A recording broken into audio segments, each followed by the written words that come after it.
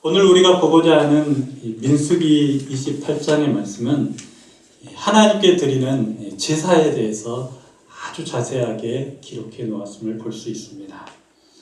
그래서 매일 항상 드리는 제사라고 해서 상번제를 비롯해서 안식일, 그리고 초하루, 유월절, 칠칠절에 드리는 제사에 대해서 28장에는 이렇게 기록되어져 있는데요.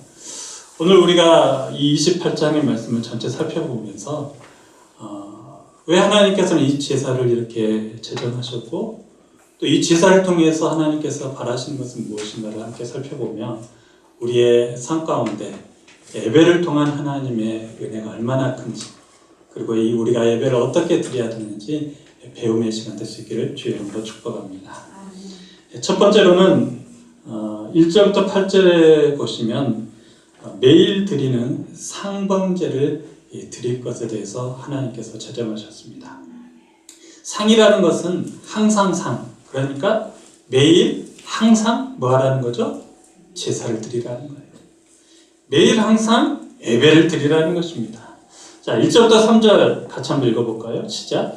여호와께서 모세에게 말씀하여 이르시되 이스라엘 자손에게 명령하여 그들에게 이르라. 내 헌물, 내 음식에는 화제물, 내 향기로운 것은 너희가 그 정한 시기에 상관에게 바칠지니라.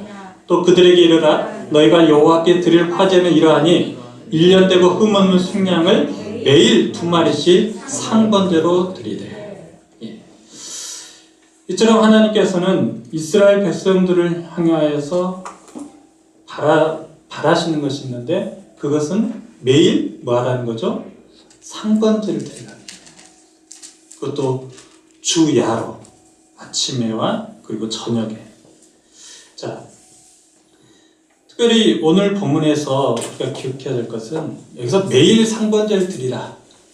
이 매일이라는 것은 단순히 횟수만을 의미하는 것이 아닙니다. 이 매일 상번제를 드리라 이 말은 삶의 방식을 의미하고 있는 거예요. 우리가 인간으로서 살기 위해서는 매일 뭐 합니까? 밥을 먹죠. 그것이 바로 인간의 삶의 방식이에요. 마찬가지로 그리스도인의 삶의 방식은 인간이 밥을 먹고 살아가듯이 그리스도인은 어떻게 살아간다는 거죠? 예배하면서 살아가야 된다는 것을 말씀하고 있는 것입니다. 그러므로 사랑하는 성도 여러분, 우리는 그리스도인입니다. 그러므로 그리스도인은 마땅히 매일 예배하는 삶을 살아가야 될 줄로 믿습니다. 그런데 왜 하나님께서 이렇게 우리로 하여금 매일 예배를 드리라고 하는 것일까요? 예배 시간에 어떤 일이 일어나기에 그럴까요? 바로 예배 시간에 하나님의 말씀이 들려지기에 그렇다라는 겁니다. 하나님의 말씀이 들려지기 때문에 하루를 시작할 때와 그리고 하루를 마무리할 때 하나님의 말씀으로 시작해서 하나님의 말씀으로 끝날 것을 말씀해주고 있는 것입니다. 특별히 이스라엘 백성들은 옛날부터 이렇게 매일 예배를 드렸다고 해요. 근데 이 매일 드리는 이 예배는 어디서 드려지는가? 회당에 모여서 드려지는 예배가 아니었습니다. 각 가정 안에서 드려지는 예배였어요. 각 가정에서 아버지가 제사장이 되어서 매일같이 자녀들과 함께 말씀을 가지고 하루타하면서 학가다하면서 그렇게 말씀을 나누고 암송하면서 그 속에서 하나님의 음성을 들었다는 거죠. 또 저녁에는 일을 다 마치고 나서 또 오늘 하루 하나님의 말씀을 읽고 또 그 말씀을 나누는 가운데 하나님께서 나를 오늘 이렇게 도와주셨습니다. 하나님께 감사합니다 하면서 그런 예배를 매일 드렸다는 것입니다.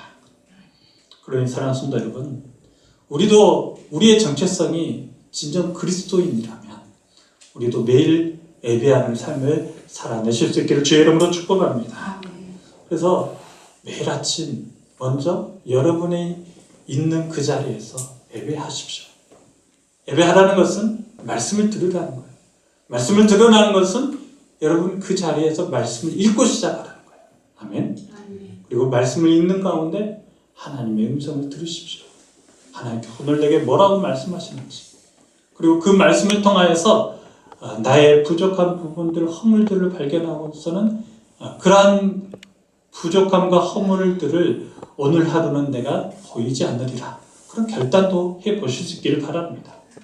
뿐만 아니라 저녁에는 또 일을 마치고 나서 또 말씀을 듣고 오늘 하루 내가 말씀대로 살아왔는지 점검하십시오. 그렇게 말씀으로 시작해서 말씀으로 마치는 그 사람의 삶은 진정 하나님의 자녀다운 삶이기 때문에 하나님께서 반드시 어디를 가든지 지켜주시고 보호해 주실 줄로 믿습니다. 그러니 사랑하는 성도 여러분, 우리 모두 올 한 해는 이렇게 매일 하나님 앞에 상번제 드리듯이 매일 예배를 통하여서 하나님의 사랑과 은혜를 더 충만히 경험하시기를 주의 이름으로 축복합니다. 두 번째로 9절부터 10절에 보니까 이 안식일 제사에 대한 말씀을 하고 있습니다. 우리 9절, 10절 같이 한번 읽어볼까요? 시작.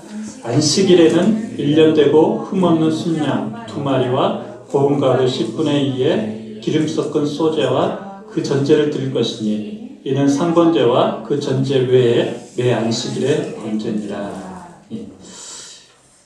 하나님께서 또 이스라엘 백성들에게 매일 상번제를 드릴 것을 권하시면서 동시에 또 안식일에 또 번제를 드리라 하면서 안식일 제사를 강조함을 볼 수 있습니다. 여러분, 안식일이 무슨 날인지 다들 아시죠? 하나님께서 만물을 창조하실 때 여섯째 날까지는 열심히 일하시고 제7일 날은 쉬는 날이 바로 안식일이었습니다. 그리고 하나님께서 그 안식일에 무엇을 하셨는가? 모든 만물에게 복을 주셨습니다. 그러므로 안식일에는 모든 만물이 하나님의 복을 받는 날이에요. 우리 인간들도 마찬가지예요. 언제 하나님의 복을 받는가? 안식일에 복을 받는 줄로 믿습니다. 그런데 이 안식일이 신약에 와서는 날이 변경이 되었죠. 그 날이 언제로 바뀌었습니까? 예수님의 부활하신 날을 기점으로 주일로 바뀌었어요. 그러므로 주일이 바로 안식일이 되었고 그 주일에 하나님께서는 우리에게 복을 주심을 믿으시기 바랍니다. 특별히 오늘 하나님은 이스라엘 백성들로 하여금 매일 가정 예배를 드릴 것뿐만 아니라 안식일에 이제 모여서 예배할 것을 말씀하고 있습니다. 안식일에 모여서 예배하는 이유가 무엇일까요? 안식일에서 모여서 드리는 제사는 모든 그 제물들을 이렇게 하나님 앞에 드리기에 앞서 그 제물을 나누는 시간이 있습니다. 그러므로 안식일의 제사는 하나님께 드림과 동시에 내 이웃에게 드리는 거예요. 나누는 거예요. 그럼 이 말이 무슨 말일까요? 안식일의 예배는 서로 친교가 목적이 된다는 거죠. 아멘. 코이노니아. 그러니까 서로 떡을 떼어서 서로 하나님의 말씀을 나누고 그 말씀 속에서 서로의 믿음을 점검하는 시간이 안식일이라는 거예요. 그러므로 사랑하는 성도 여러분, 주일 예배가 왜 중요할까요? 이 주일 예배를 통해서 서로의 믿음을 확인하고 점검하고 또 북돋아주는 시간이기에 매우 중요한 시간입니다. 그러므로 주일 예배는 단순히 교회당에 나와서 말씀만을 듣는 것으로 끝나서는 안 돼요. 말씀을 듣고 나서 반드시 친교를 해야 되는 거예요. 하지만 지금 코로나로 인해서 우리가 지금 친교를 하지 못하고 있죠. 너무 안타까워요. 그러나 빨리 코로나가 종식되어서 다시 우리 모두 떡을 떼면서 식당에서 밥을 먹으면서 그러한 친교하는 시간이 올 수 있기를 우리 간절히 기도할 수 있기를 바랍니다. 그래서 주일날 서로 말씀을 가지고 한 주 동안 어떻게 살아왔는지 서로 나누고 그리고 서로를 위해서 기도하고 그렇게 친교하는 그 예배가 주일 예배라는 거 기억하시면서 이 주일 예배를 통하여서도 여러분의 삶에 하나님의 은혜가 넘치시기를 주의 이름으로 축복합니다. 또 한 가지 중요한 것은 이 안식일 예배는 진짜 크리스찬이라면 생명과 같이 여겨야 될 예배임을 믿으시기 바랍니다. 어떤 분은 이렇게 말을 하더라고요.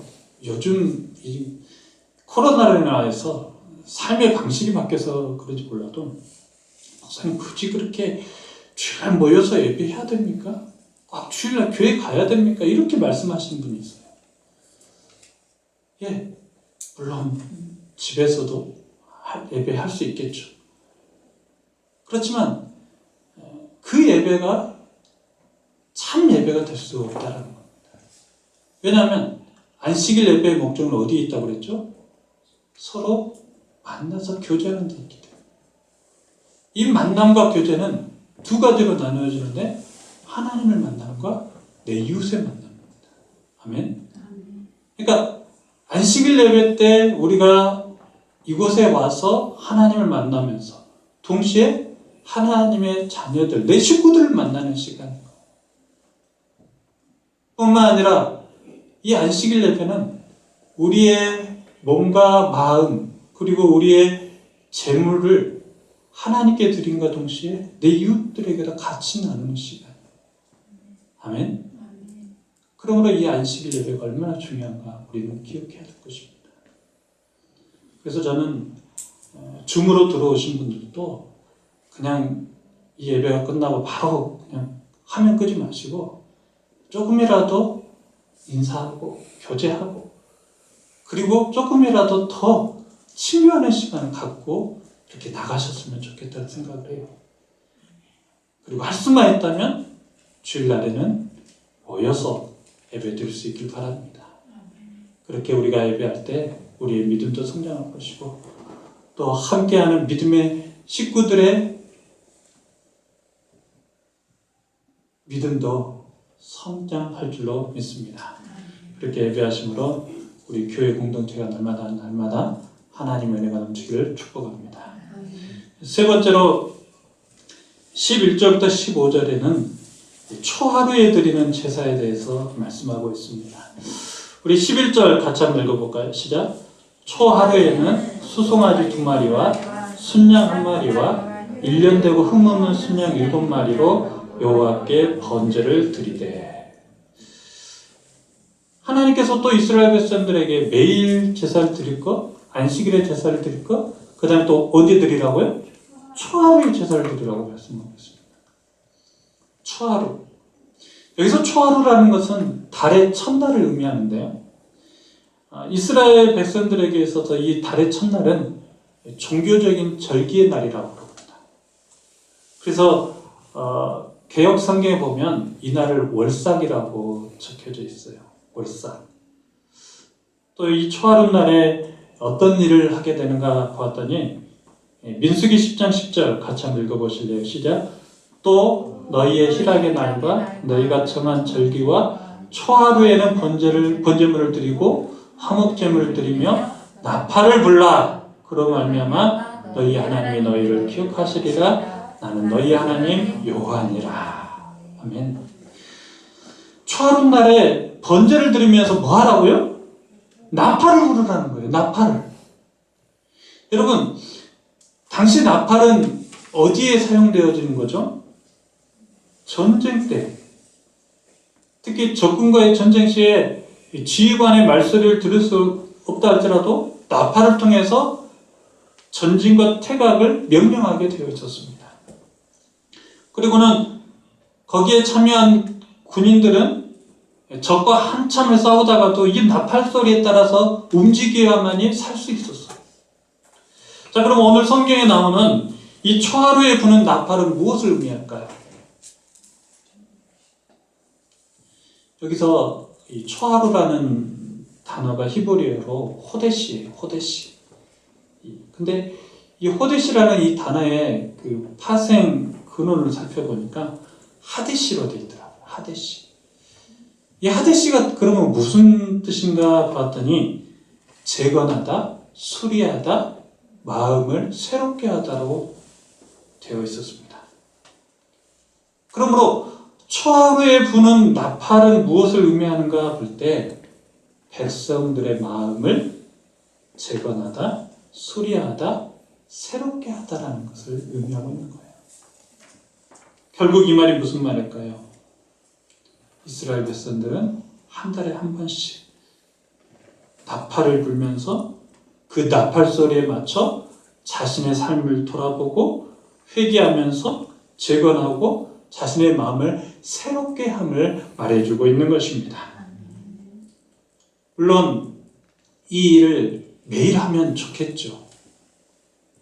그러나 인간인지라 매일은 안 되기 때문에 하나님께서 월삭으로 달을 시작하는 첫날, 그날만이라도 모든 백성이 다 함께 이 나팔 소리에 맞춰 다시 한번 하나님의 말씀을 기억하고 그 말씀 속에서 내가 정말 잘 가고 있는가? 혹시라도 부끄러운 점이 있지 않는가? 후회되는 일은 하고 있지 않는가? 이것을 살펴보면서 회개하며 반성하는 시간을 갖는다는 겁니다. 사랑하는 성도 여러분, 오늘 우리도 이 말씀에 비추어서 여러분들에게도 나팔 부는 날을 하루 정도는 정해놓고 꼭 하나님 앞에 기도하며 반성하며 회개하는 시간을 가질 수 있기를 바랍니다. 그래서 어떻게 보면 교회들이 이 월삭 예배라든가 아니면 그 달에 시작하는 첫날을 이렇게 하나님 앞에 드리기 위해서 새벽 예배를 그렇게 하고 있지 않나 생각해 봅니다. 좋은 방법이죠. 여러분의 삶 속에도 이런 규칙을 하나 정해보십시오. 내가 하나님 앞에 한 달에 한 번 정도는 정말 내 마음을 다 정비하고 재건하고 새롭게 수리해버리라. 그러면서 말씀 속에서 내가 잘 가고 있는지 돌아보면서 회개할 것이 있다면 회개하고 또 결단할 것이 있다면 결단하고 그러면서 나팔 불며 하나님 앞에 온전히 나아가실 수 있기를 바랍니다. 그렇게 나아가는 자의 길은 결코 실패하지 않을 거예요. 비록 사망의 음침한 길을 걸어간다 할지라도 그렇게 나아가는 자의 길은 하나님께서 반드시 주야로 지켜주시는 줄로 믿습니다. 사랑하는 성도 여러분, 여러분들에게도 이런 삶의 방식을 하나 정해놓으셔서 한 달에 한 번쯤 내가 반드시 하나님 앞에 나아가서 더 집중적으로 예배해버리라, 기도해버리라, 이 믿음으로 살아가시길 축복합니다. 네 번째입니다. 16절부터 25절의 말씀은 6월절에 드리는 제사에 대해서 말씀하고 있습니다. 그래서 이스라엘 백성들로 하여금 6월절을 제정해 놓고 그 6월절을 지킬 것을 말씀하고 있죠. 자, 16절부터 19절 같이 한번 읽어보실래요? 시작. 첫째 달 14째 날은 여호와를 위하여 지킬 6월절이며 또 그 달 15째 날부터는 명절이니 이래 동안 무교병을 먹을 것이며 그 첫날에는 성회로 모일 것이요 아무 일도 하지 말 것이며 수송아지 2마리와 순양 1마리와 1년 된 순양 7마리를 다름 없는 것으로 여호와께 화제를 드려 번제가 되게 할 것이며. 이처럼 하나님께서는 이스라엘 백성들로 하여금 어떤 날을 지키라고요? 6월절을 지키라는 거예요. 6월절. 여러분, 6월절이 어떤 날입니까? 하나님께서 이스라엘 백성들이 애굽에서 종로로 하고 있을 때 모세를 통해서 바로 왕에게 재앙을 내리십니다. 그러면서 장자의 대재앙을 내리시는데 이 대재앙을 그 누구도 피할 수가 없어요. 하나님의 그 재앙은 죽음의 재앙이었기 때문에 그 재앙을 받는 자는 다 죽게 되어 있었습니다. 그런데 하나님께서 그 재앙을 피할 수 있는 방법 딱 한 가지를 주셨는데 그것이 무엇입니까? 자신들의 집, 은솔주와 인방의 어린 양의 피를 바른 그것만큼은 하나님께서 죽음의 재앙을 넘어가시겠다. 그래서 넘을류 해서 그 심판을 넘어가셨던 것을 기억하여서 감사하면서 지키는 날이 바로 6월절입니다. 그래서 하나님의 은혜를 기억하며 지키자라는 의미에서 하나님께서 나를 살리셨던 그 은혜를 기억하면서 감사하자라는 의미로서 이스라엘 백성들은 지금도 6월절을 지킵니다. 그러니까 이 6월절은 이스라엘 백성들에게서 어떤 날입니까? 자신이 죽지 않고 산 날입니다. 다시 말해 구원받은 날이 바로 6월절입니다. 여러분, 우리가 누군가로부터 어떤 생명의 은혜를 입었다면 굳이 말하지 않다 할지라도 그 생명의 은혜에 대해서 감사하는 것이 당연할 것입니다. 이것이 바로 지극히 당연한 사람의 반응이고 태도라는 거예요. 그렇다면 우리는 하나님으로부터 구원의 은혜를 받았습니다. 믿으신가요? 우리는 영원히 죽을 수밖에 없는 사람들이죠. 아니, 영원히 죽었던 사람들입니다. 그런데 예수 그리스도를 통해서 하나님께서 우리를 살려내셨습니다. 아멘. 그리고 그 은혜를 아는 자, 그 은혜를 믿는 자, 그 구원의 은혜를 받은 자들은 마땅히 하나님께 감사하며 살아가게 될 줄로 믿습니다. 그날을 더 특별히 기억하면서 말이죠. 이스라엘 백성들은 지금도 이 6월절 절기를 어떻게 지키냐면요, 그날에는 정말 안식일자는 아무 일도 하지 않습니다. 모든 공공기관이 다 쉬어요. 제가 재작년에 안식년을 맞이해서 잠깐 이스라엘을 가려고 했는데 코로나로 인해서 못 갔습니다. 근데 그때 가려고 하는 그 시기가 바로 6월절 시기였어요. 제 형님이 이스라엘에 있다 보니까 그때 오라는 거예요. 왜 그런가 봤더니 모든 것이 다 이렇게 쉬고 있기 때문에 형님도 편하게 이렇게 여행을 시켜줄 수 있고, 또 모든 그 물가도 다 싸다라요. 그날만큼. 이렇게 되어서 이 6월절은 그렇게 이스라엘 백성들에게서 다 쉬는 날입니다. 그러면 그 이스라엘 백성들이 이렇게 다 쉬면서 뭐 할까요?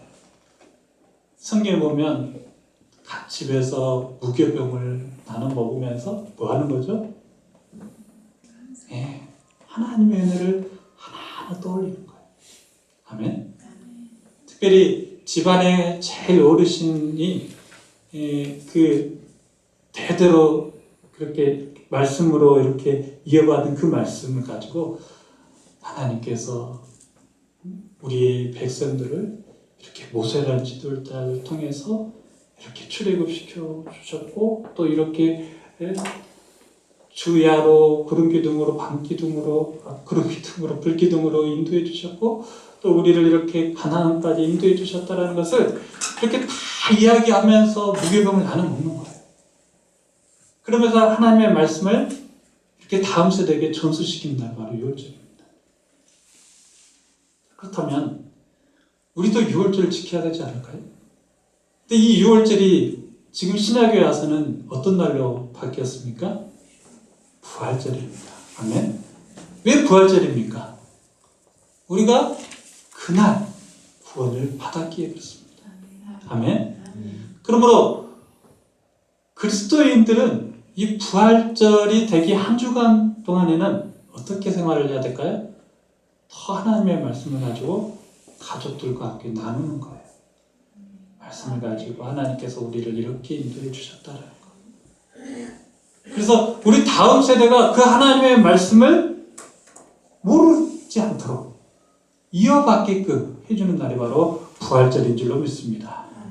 그래서 사랑하는 성도 여러분, 부활절 단순히 그냥 그 하루 예수님이 부활하셨네 이 찬양 부르고 서로 그냥 달걀 나눠 먹고 이걸로 끝내서는 안 되고, 한 주 동안에 더 자녀들과 함께 우리 주님께서 행하신 그 모든 일들을 기억하면서, 때로 주님께서 받은 그 고난의 잔도 마셔보고 또 십자가의 고난도 경험해보고, 그러면서 우리의 자녀들과 함께 말씀을 나눌 때 그 말씀이 자자손손 대대로 이어받는 말씀이 되어서 그 말씀의 복이 계속해서 유전되어서 그 가정이 하나님의 말씀의 복을 받는 믿음의 가정 될 줄로 믿습니다. 그런 은혜가 있기를 주의 이름으로 축복합니다. 다음 마지막으로 26절부터 31절 말씀 보면 이 77절에 드리는 제사에 대해서 말씀합니다. 77절 26절부터 27절 같이 한번 읽어보실래요? 시작. 77절 처음 익은 열매를 드리는 날에 너희가 여호와께 새 소재를 드릴 때에도 성회로 모일 것이요 아무 일도 하지 말 것이며 수송아지 2마리와 순양 1마리와 1년 된 순양 7마리로 여호와께 향기로운 번제를 드릴 것이며 77절 신약에 와서는 오순절로 바뀌었습니다. 근데 이 77절, 이 오순절은 무슨 날인가? 한번 따라서 하겠습니다. 처음 익은 열매를 드리는 날. 처음 익은 열매를 드리는 날. 그러니까 다시 말해서 내가 처음으로 어떤 그 소득을 얻고 나서 그 소득의 11조를 하나님 앞에 드리는 날이다 라고 생각하면 좋을 것 같아요. 그래서 하나님께서는 지금 이스라엘 백성들로 하여금 너희들이 그 가나안 땅에 들어가서 첫 수확을 했을 때 뭘 하라고요? 그 첫 수확의 첫 열매를 누구께 드리라고요? 하나님께 드리라고. 어떤 분은 이런 말씀들을 보면 하나님 굉장히 좀 물욕이 심하신 거 아닌가? 왜 하나님은 맨날 우리의 것을 이렇게 바치라고 하면서 뜯어가시려고 할까? 이런 생각을 하시는 분들이 계셔요. 그래서 하나님을 욕심 많은 분으로 오해하시는 분들이 있는데 그런 것이 아니죠. 왜 하나님께서 77절을 허락하셨을까요? 이 처음 익은 열매를 드려야 되는 이유는 뭘까요? 그것은 하나님께서 이 처음 익은 열매를 받으시면서 너희의 수확한 모든 것들이 다 내게 있음을 인식시켜주는 그런 훈련이었던 겁니다. 아멘. 그러니까 77절의 제사를 통해서 자신의 소유권에 대한 온전한 깨달음을 정립해 주시고자 하나님께서 무슨 날을 지키라고요? 77절을 지키라고 말씀하고 있는 것입니다. 그래서 내 자신의 소유권에 대한 소유권이 누구에게 있는지를 온전하게 아는 것만이 때를 따라 먹이시고 입히시고 키우시고 이끄시는 그 하나님의 부요를 경험하며 살아가는 지혜를 하나님께서 주시고자 77절을 제정해 놓은 겁니다. 그렇다면 오늘날의 77절은 어떤 날이겠습니까? 교회로 말하자면 큰 절개로 볼 때 매추절과 추수감사절이 되겠죠. 그리고 더 짧게 기간을 잡아서 말하자면 우리가 한 달 동안 벌어온 돈에 대한 11조를 하나님께 드리는 날이 바로 77절이 되는 거예요. 아멘. 그래서 반드시 그날에는 우리가 기억해야 될 것이 하나 있는데 나의 모든 소유는 다 누구의 것이다. 우리 하나님 다 하나님께 있사오니 하나님 받으시옵소서 하는 표시로서 10의 1조 그 열매를 드리는 겁니다. 믿으신가요? 하나님 돈이 없어서 여러분들에게 11조를 드리라는 거 아니에요. 여러분의 신앙, 여러분의 믿음을 보고 싶은 거죠. 정말 아무개가 정말 이 모든 수학의 열매들이 다 나로부터 주어졌다는 것을 인정하는가? 믿고 있는가? 그리고 자신의 모든 소유권이 다 하나님께 있음을 인정하는가? 그것을 확인하는 날이 바로 7주절입니다. 그러니 사랑하는 성도 여러분, 여러분에게 있어서 77절은 분명히 있을 것입니다. 그 77절에 여러분 꼭 하나님 앞에서 여러분의 모든 소유 하나님께 있음을 고백하실 수 있기를 바랍니다. 그래서 진짜 그리스도인이라면 11조를 하는 것이 맞습니다. 특별히 이번 설날에 우리 아이들 세뱃돈 받았을 거예요. 우리 아이들에게 곧바로 말을 합니다. 너희들 세뱃돈 받은 거 다 알지? 얘들이 처음에는 굉장히 싫어했어요. 왜냐하면 자기 돈이 줄잖아요. 하나님 앞에 드리면, 11조 드리면. 근데 언제부턴가는 얘들이 기쁨으로 드리기 시작합니다. 그래서 참 신기하더라고요. 그래서 제가 물었죠. 했더니 드리면 하나님께서 채워주심을 저들이 경험한다는 거예요. 아멘. 저도 마찬가지예요. 여러분들도 아마 그런 경험들 하셨으리라고 믿습니다. 여러분의 모든 소유가 다 하나님께 있음을 정말로 믿고 내가 하나님 앞에 드려야 될 그 7절의 열매 11조를 하나님께 드렸더니 하나님께서 여러분의 삶을 채워주시는 거 경험하지 않으셨습니까?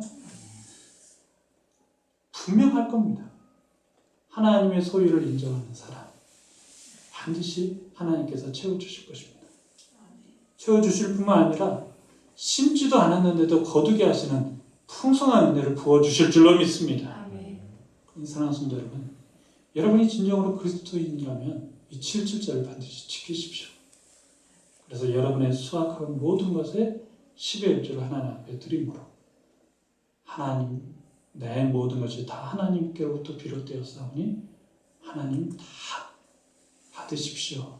그런 마음으로 10의 1조를 드릴 때 하나님 그 속에서 우리의 믿음을 분명히 확인하시고 우리로 하여금 더 풍성한 은혜로 나아가도록 복주심을 믿습니다. 아멘. 말씀 맺습니다.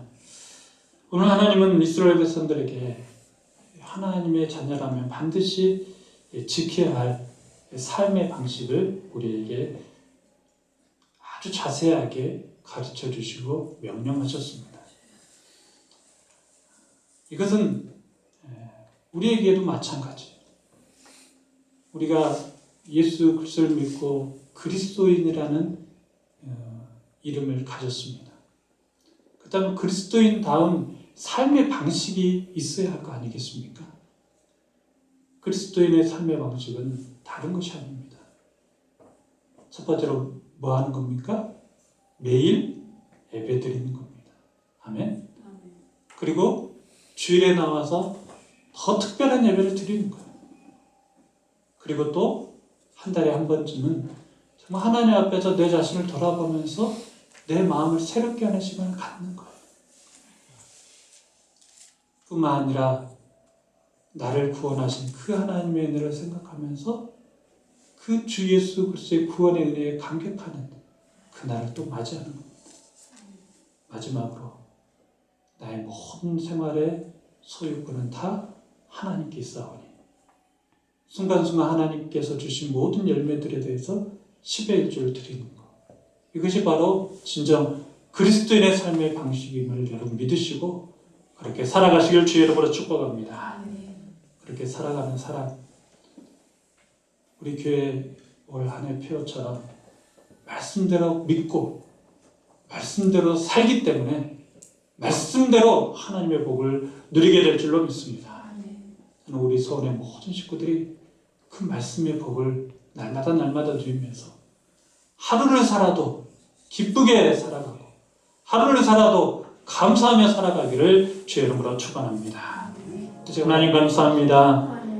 우리에게 예수 그리스도를 믿음으로 말미암아 그리스도인이라는 별명을 허락하여 주시고 또 이 세상을 세상 사람들과는 구별되이 거룩하게 살아갈 수 있도록 인도하시니 감사합니다. 하나님 오늘 우리가 말씀을 통하여서 그리스도인의 삶의 방식을 몇 가지 배웠습니다.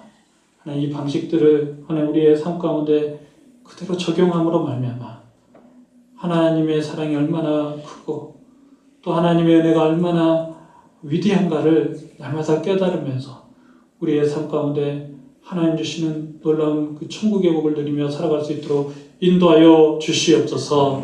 날마다 하나님의 말씀에 비추어서 우리의 자신을 정비하고 또 말씀으로 새롭게 하면서 하나님의 뜻대로 살아감으로 말미암아 하나님의 은혜 안에 우리가 주야로 하나님께서 지켜주시는 그 은혜의 길을 걸어가기에 부족하도록 역사하여 주시옵소서. 모든 것 주께 의지합니다. 예수님 이름으로 기도합니다. 아멘. 지금은 우리 주 예수 그리스도의 은혜와 우리 하나님 아버지의 그 크신 사랑하심과 성령님의 감동감화 위로 충만하심의 역사가 예수 그리스도를 믿고서 그리스도인이라는 정체성을 가지고 이 세상을 살아갈 때 그리스도인의 삶의 방식으로 살아감으로 하나님의 복을 받고 하나님의 인도하심을 받기를 소원하는 우리 모든 성도님들의 머리 위에 그들의 삶 위에 직장 위에 교회 위에 이제로부터 영원토록 함께 있을지어다. 아멘.